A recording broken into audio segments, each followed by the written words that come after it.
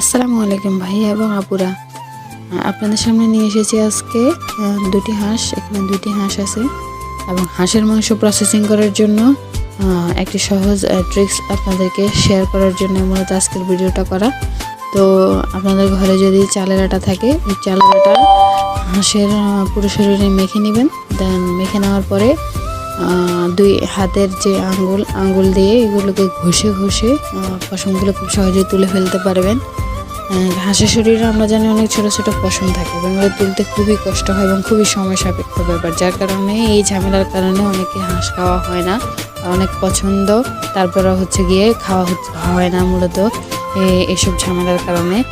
যাই হোক, এই টিক্সটা আজকে শেয়ার করলাম এবং খুব শীঘ্রই আমার পেজে এবং ইউটিউব চ্যানেলে হাঁসের মাংস বোনার রেসিপি পেয়ে যাবেন। এবং হাঁসের মাংস বোনারে চালের আটা রুটি খেতে কিন্তু খুব দারুণ লাগে। তো রেসিপি পেতে আমার পেজটা ফলো দিয়ে রাখুন। ধন্যবাদ সবাইকে।